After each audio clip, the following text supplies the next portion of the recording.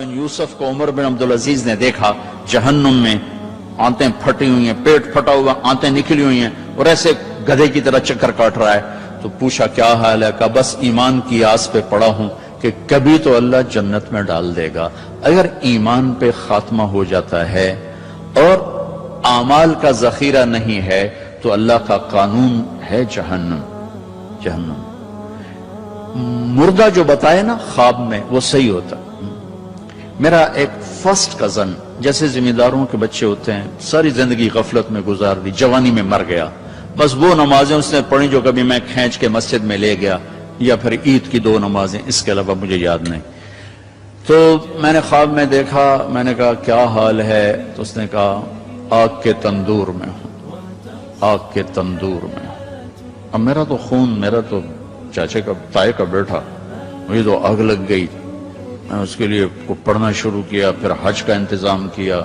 تو حج کے بعد جب واپس آیا تو پھر مجھے نہیں خواب ہے، ایک اور ساتھی کو خواب آیا کہ طارق میاں سے کہو تمہارا تحفہ مجھے مل گیا، وہ جو میں نے حج کروایا اس کی طرف سے. تو اللہ تعالیٰ کا فضل ہے کہ اس نے یہ بھی رکھا اس امت کے لیے کہ مرنے والوں کے لیے ایصال ثواب کرتے رہو تو ان کی بخشش کے سامان بن جاتے ہیں. تو اگر ایمان ہے اور عمل نہیں ہے تو سیدھا جنت میں نہیں جائے گا، وایا ہو کر جائے گا. اور اعمال میں میرے عزیزو، میں نماز کی پہلے تھوڑی بات کی تھی. روزے گرمی میں میرا اور آپ کے صبر کا امتحان ہے، میرے آپ کے عشق کا امتحان ہے کہ ہم اللہ کے لیے کتنی بھوک برداشت کرتے ہیں اور اللہ کے لیے کتنی پیاس کو برداشت کرتے ہیں. ہمارا روزہ تو شام کو کھل جائے گا، لیکن میرے نبی کی اولاد نے 72 گھنٹے کا روزہ رکھا تھا اور پیاسے ہی ذبح ہو کے اللہ کے پاس چلے گئے تھے. اور قیامت تک کے آنے والے انسانوں کے لیے عذر کے دروازے بند کر دیے تھے کہ وہ تو رمضان بھی نہیں تھا، پانی سامنے تھا لیکن درندوں نے پانی روک دیا. حسینی قافلے کی بات کر رہا ہوں. اور چھوٹے 2 سال کے معصوم بچے سے لے کر حسین عالی مقام تک سارے گھر گھرانے نے 72 گھنٹے نہ پانی کا قطرہ نہ روٹی کا لقمہ، اور اسی بھوک پیاس میں اللہ کی بارگاہ میں حاضر ہو اور امت کو پیغام دے گئے. عاشق ہوں میں عشق کماں میں دل رکھیں وانگ پہاڑوں ہو، سہ سہ بدیاں ہزار علامیں کر جانے باغ بہاراں ہو. منصور جے چک سولی دیتے جڑے واقف کل اسراراں ہو. سجدیں سر چائیں نبا ہو توڑے کافر کہن ہزاراں ہو. عاشق سوئی حقیقی جڑا قتل معشوق دے مننے، سر نو جوڑے تے مکھ نہ موڑے پمیں 100 تلواراں کھنے. سچا عشق حسین علی دبا ہو سر دیتے تے راز نہ بھننے. یہ پیغام دے کر گئے. ابھی ہمارا چھوٹا سا ٹیسٹ ہوگا، صبح سے شام تک 13, 14, 15 گھنٹے کا روزہ ہوگا. اللہ دیکھے گا میرے لیے کتنا کو برداشت کرتا. تو اللہ نے ہمیں اپنی بخشش اپنے خزانوں سے دلانے کے لیے نماز دی، روزہ دیا، زکوٰۃ دی، حج کے اعمال دیے. حج زندگی میں 1 دفعہ، زکوٰۃ سال میں 1 دفعہ، روزہ سال میں 1 مہینہ، اور نماز دن میں 5 دفعہ، دن میں 5 دفعہ. اور آپ نے فرمایا کہ میری آنکھوں کی ٹھنڈک نماز ہے. اور اللہ نے آسمان پہ بلا کے 50 نمازیں دی. 50. اللہ کو پتا ہے 5 دینی ہے، اللہ کو پتا ہے انہیں 5 نہیں پڑھنی ہے، 50 کی تو پڑھنی ہے، ٹھیک ہے، نہیں اللہ 50 دے رہا ہے. اور میرے نبی کا مقام رضا ہے، تسلیم ہے. میرے نبی نے نہیں عرض کی یا اللہ اب یہ 50 کیسے پڑھیں گے؟ کہ ٹھیک ہے میرے رب میں راضی ہوں. واپسی ہو گئی. جب اللہ میں نے یہ کہیں پڑھا نہیں واضح کر دوں، لہٰذا میری بات غلط بھی ہو سکتی ہے 100%، اور ٹھیک ہونے کا بھی امکان موجود ہے. کہ جب اللہ پاک نے دیکھا کہ میرا نبی تو تسلیم و رضا پہ وہاں پہنچ گیا ہے کہ سوال ہی نہیں کیا کہ یا اللہ انہیں 50 کتوں پڑھنی ہے، تو انہوں نے موسیٰ علیہ السلام کو آگے کھڑا کر دیا. ہوگا. میں اس لیے کہتا ہوں کہ میرے پاس اس کا کوئی ثبوت نہیں، میرا اپنا ذاتی ایک ذوق. آگے چھٹے آسمان پہ موسیٰ علیہ السلام کھڑے تھے. یا رسول اللہ ملاقات کیسی رہی؟ کہ بڑی اعلیٰ. کیا ہوا؟ کہ 50 نمازیں. ان کا تو کہیں پڑھنی ہی لے، واپس جاؤ تھوڑیاں کراؤ. اب یہ چھٹے آسمان، یہ 7واں، یہ سدرۃ المنتہا، یہ فاصلے کوئی نہیں جانتا، اللہ کے سوا بے شمار ہیں، لیکن یوں طے ہو رہے تھے، لیکن فاصلہ تو ہے. واپس گئے تو اللہ نے 5 گھٹا دیں، 45 نہیں گھٹائیں. اچھا بھائی میرے حبیب 5 کم کر دیتے ہیں. آنا جانا 9 دفعہ واپس بھیجا. 9 5 45. واپس جائیں یا رسول اللہ، واپس جائیں یا رسول اللہ، واپس جائیں یا رسول اللہ، اور ہر دفعہ 5 5 5 5، پہلے 5 کیوں نہیں دی؟ اور واپس گئے تھے تو 45 کیوں کم نہیں کی؟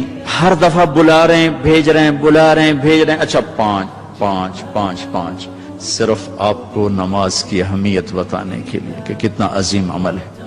جب 5 رہ گئیں اور موسیٰ علیہ السلام پھر کھلوتے، جی اب کیا ہوا؟ کہا جی 5 رہ گئی ہیں۔ کہا نہیں، واپس جائیں، کوئی نہیں پڑھیں گے۔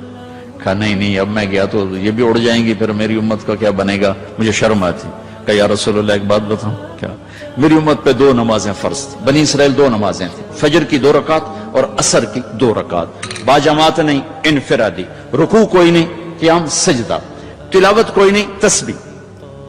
قرآن میں آتا ہے ورکعی مع الراکعین، حضرت مریم کو وہ ورکعی سے مراد رکوع نہیں، جھکنا مراد ہے کہ جھکو اللہ پاک کے سامنے۔ رکوع ہمیں ملا، نماز میں تلاوت ہمیں ملی، اللہ اکبر ہمیں ملا، کسی امت کو اللہ اکبر نہیں ملا، کسی امت کو رکوع نہیں ملا، کسی امت کو تلاوت نہیں ملی، وہ اپنی کتاب کے حافظ نہیں ہوتے تھے، ہم اپنی کتاب کے حافظ ہوتے ہیں۔ ہمارا بچے سے لے کر بوڑھا، مرد سے لے کر عورت جو یاد کرنا چاہے، میرا شاگرد میرے یہاں مدرسہ میں، اس نے 29 دن میں قرآن یاد کیا، صبح سپارہ یاد کرتا تھا اور رات کو تراویح میں سناتا تھا۔ وہ چھٹیاں ہو گئی، لڑکے چلے گئے، وہ امریکہ سے تھا تو وہ اس کا تو واپس جانے کا تھا نہیں، اور رمضان آ گیا، حافظ کا انتظام نہیں ہو سکا تو انہوں نے کہا جی میں سناؤں گا۔ وہ فجر سے مغرب تک ایک پارہ یاد کرتا اور عشاء میں تراویح میں سنا دیتا تھا۔ 29 دن میں اس نے پورا قرآن سنا دیا۔ تو اللہ نے ہمارے لیے قرآن ایسا آسان، ابھی وہ امریکہ میں ماشاءاللہ مدرسہ، پہلی امت ہے اپنی کتاب کی حافظ نہیں ہوتی تھی، یہ امت قرآن کی حافظ۔ حضرت عثمان رضی اللہ تعالیٰ عنہ حرم شریف میں داخل ہوئے اور اللہ اکبر کر کے نماز کی نیت باندھی اور سورہ بقرہ شروع کی۔ عبد الرحمن تیمی پاس بیٹھے تھے، وہ کہنے لگے بھلا دیکھو رکوع کہاں کرتے ہیں، تو بقرہ سے جو چلے الف لام میم ذالک الکتاب تو والناس پہ جا کے رکوع کیا، ایک رکعت میں سارا قرآن پڑھ دیا۔ یہ میرے رب نے ہمیں نماز کا حسن دیا ہے، نماز کی خوبصورتی دی ہے۔ ابو ریحانہ ایک سفر سے واپس آئے تو ان کی بیگم ان کے انتظار میں، اس زمانے میں نہ کوئی موبائل نہ ٹیلی فون، تو انتظار ہوتا تھا، جو جب رات کو بیٹھنے لگے تو کہنے لگے 2 نفل پڑھ لوں پھر بیٹھیں گے۔ انہوں نے کہا پڑھ لو، اللہ اکبر۔ جو شروع ہوئے چلتے چلتے چلتے چلتے فجر کی اذان پہ جا کے 2 نفل ختم ہوئے تو کہنے لگے ابو ریحانہ اما لنا من کا نصیب، میرا کوئی حق نہیں تھا۔ کہنے لگے مجھے معاف کرنا، میں بالکل بھول گیا، مجھے یاد ہی نہیں رہا۔ کہنے لگے اللہ کے بندے ایک کمرے میں بیٹھے ہوئے گئے اور تم سفر سے واپس آئے ہو، انہوں نے کہا میں بھول گیا، سانو تا نمازاں تنگ کیتے رکھ دین وچ نماز دے یاد آ رہی، اور ایک کمرے میں تمہیں یاد کیسے نہیں آئی؟ کہنے لگے جب میں نے قرآن شروع کیا تو جنت میرے سامنے ایسی آئی کہ مجھے بھول ہی گیا کہ میں کہاں کھڑا ہوا۔ ہماری یہ نماز چاہے نہ بنے، چاہے یکسوئی والی نہ بنے، لیکن ہمیں سجدے کا حکم ہے۔ اگرچہ بت ہیں جماعت کی آستینوں میں، مجھے ہے حکم اذان لا الہ الا اللہ۔ وہ بت میری اپنی آستین میں بھی ہوں گے تو بھی مجھے سجدہ کرنا ہے، میرا دل ٹکے نہ ٹکے مجھے ماتھے کو زمین پہ ٹیکنا ہے اور مجھے اپنے اللہ کے سامنے جھکنا ہے۔ تو موسیٰ علیہ السلام نے کہا 2 نمازیں نہیں پڑھ سکے، 5 کیسے پڑھیں گے؟ کہ بس جس کا نصیب ہے وہ پڑھے گا، میں واپس نہیں جاؤں گا، میں لے کے جاؤں گا۔ جب آپ چلے نیچے تو پیچھے سے اللہ کی آواز ہے میرے محبوب ہماری تو پھر 50 ہی ہیں، آپ کی امت 5 پڑھے گی 50 لکھوں گا، آپ کی امت 5 پڑھے گی 50 لکھوں گا۔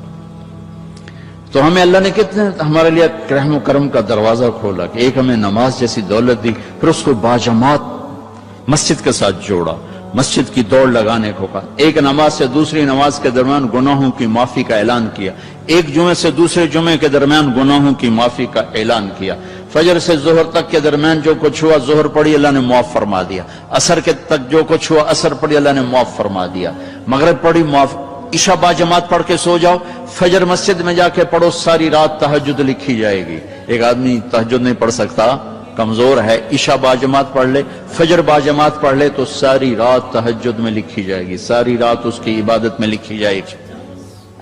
اللہ نے ہمیں عبادات میں نماز اعلیٰ درجے کی چیز دی ہے۔ نماز کے بعد وتطلب نفس له طاعة ويبلغ سعد إلى